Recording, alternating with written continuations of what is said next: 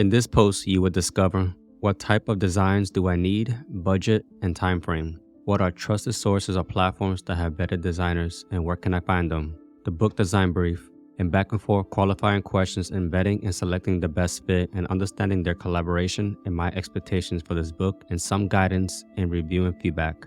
Since childhood, I have a knack for visual art with sketches and superheroes and video game characters. Still, when I dabbled in web design and tried my hand at graphic design, my hubris quickly caught on to me. Not so much about not having the capacity to do it, more so the time to develop sufficient skill with deliberate practice to create a high quality visual design people will respect.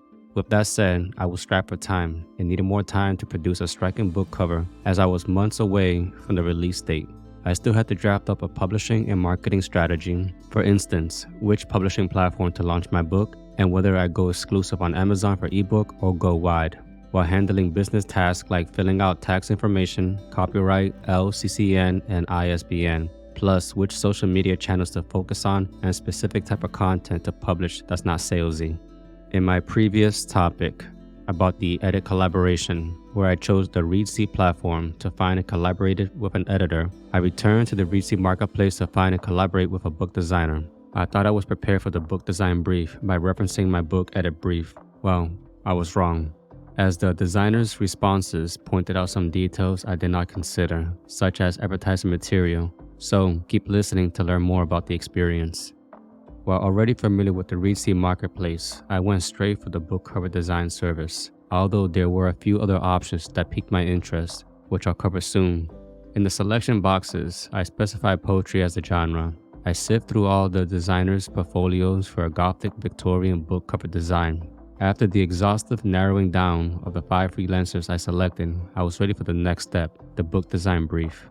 Before I go into that topic, the other services included are book interior design, illustration, production management, and typography. I was sure about the book cover. I could handle the book interior design with Vellum or Atticus.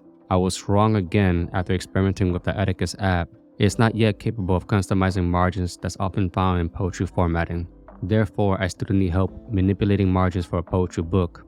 As for illustration, I envisioned each sub-theme section with pining and heartbreak. For example, to have a beautiful sketch that encapsulates what those words visually symbolize. There was no need for production management. I prefer to manage the whole project myself and enjoy every bit of it.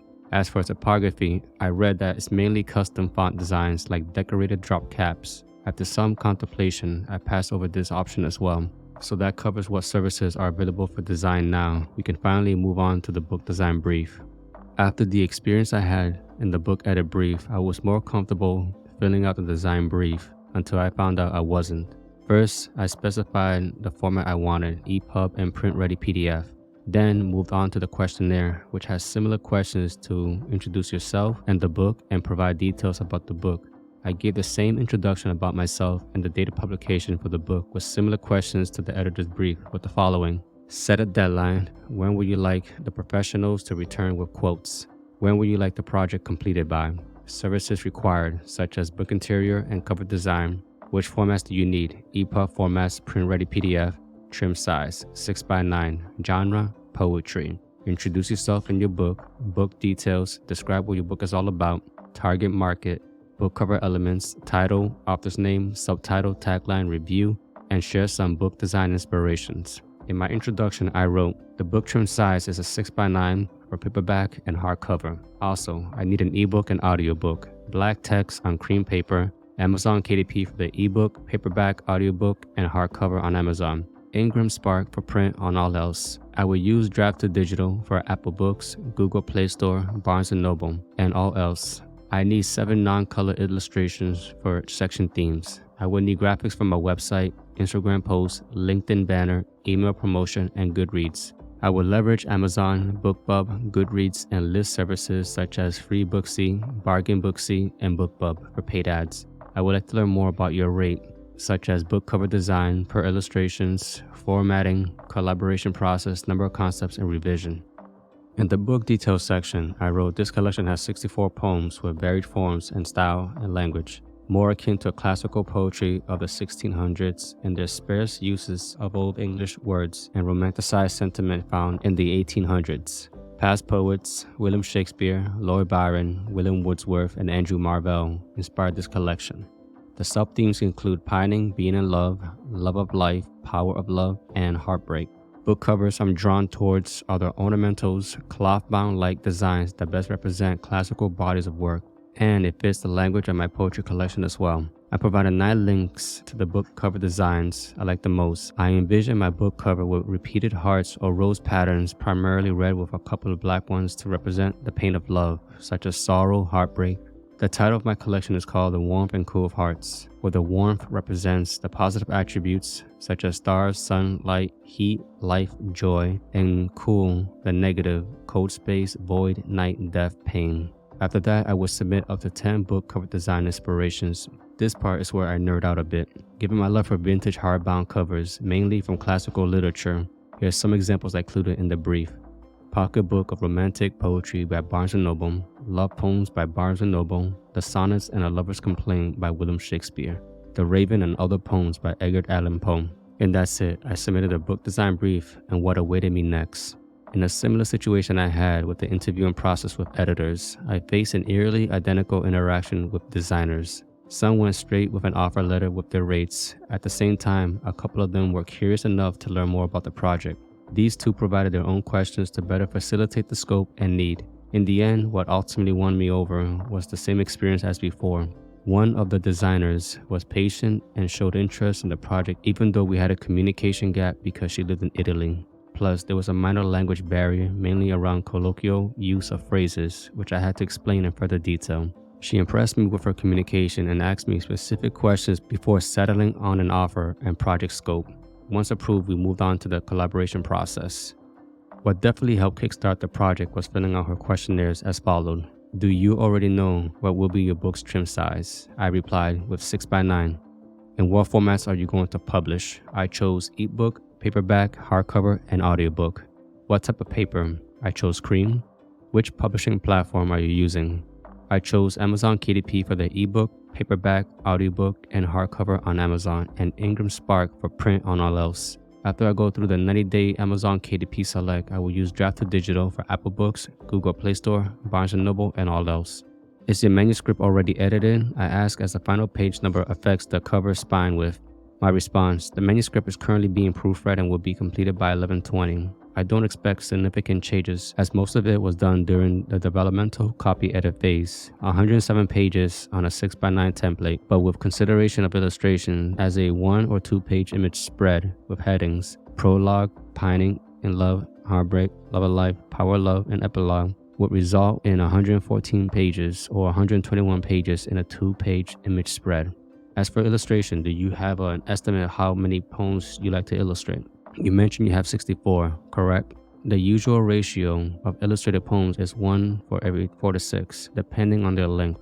So a good number would be between 10 and 15 illustrations. What do you think? My response, I like the idea of illustrations, which I consider in the past where each section heading theme opens in a 1 or 2 page image spread. How much would it cost for 7 illustrations?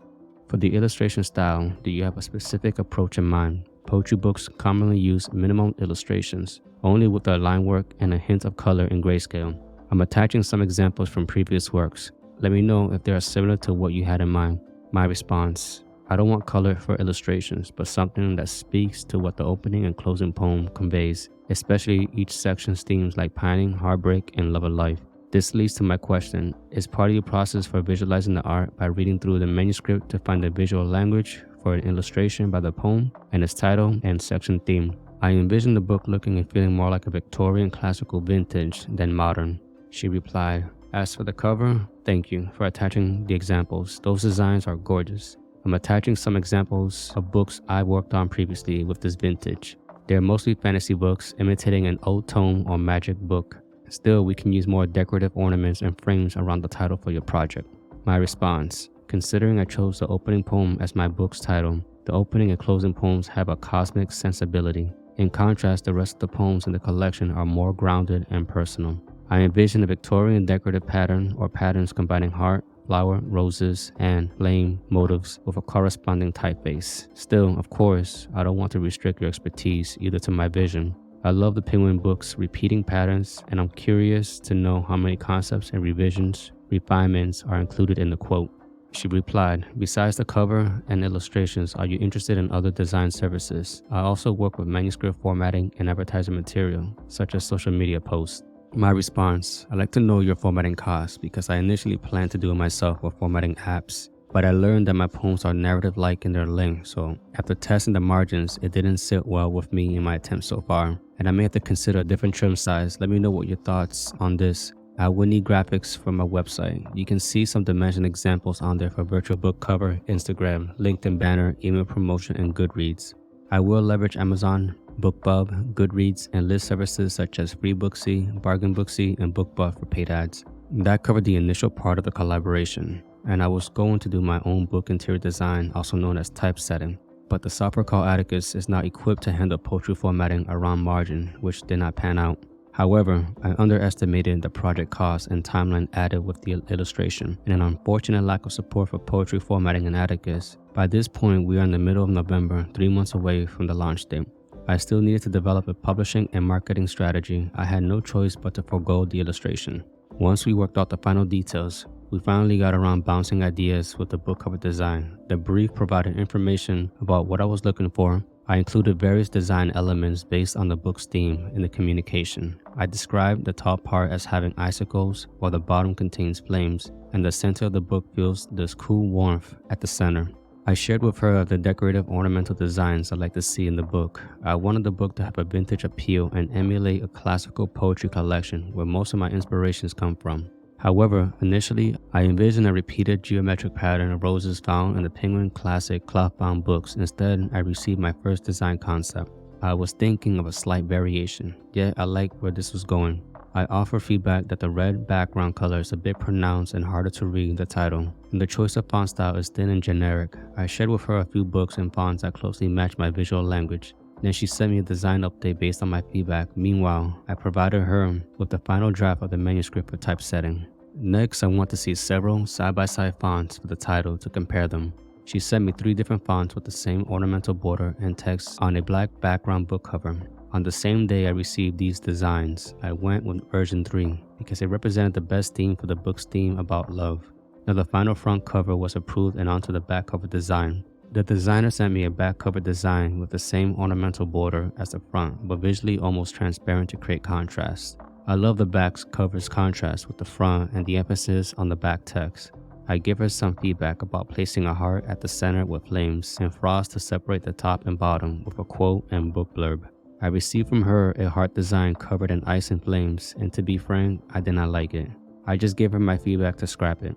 What I had in mind seemed harder to accomplish and required custom illustrations, but running out of time, therefore given the timeline I couldn't stretch the project further. So she updated the revisions I made in the manuscript, and there were quite a few of them. Also, something I believe plagues many creatives whose work never seems done, and in fear of falling into the perfectionist trap, I set a hard deadline date for final manuscript changes.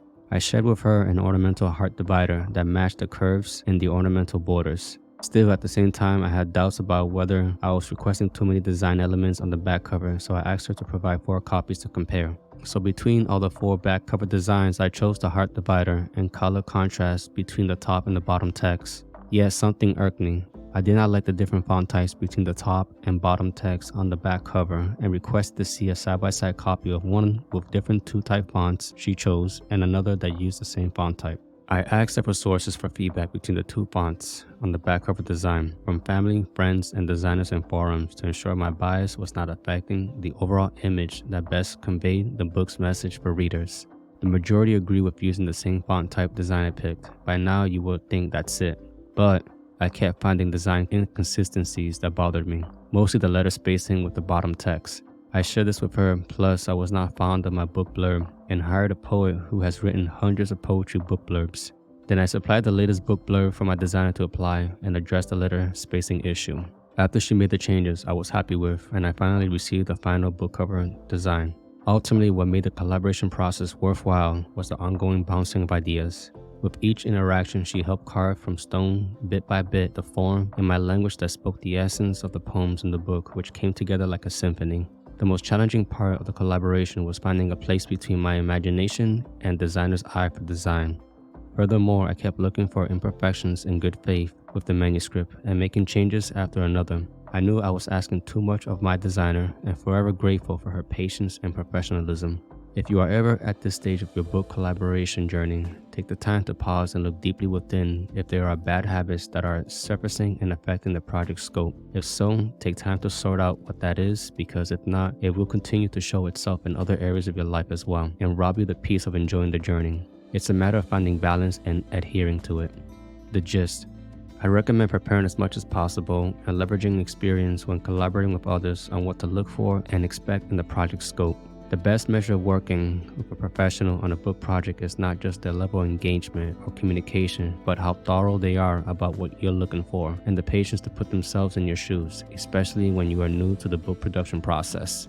The same recommendation applies when dealing with a marketplace like Reedsy by deliberately reviewing each designer's portfolio. See what they have produced, if any of the design touches the visual appeal you're seeking for your book.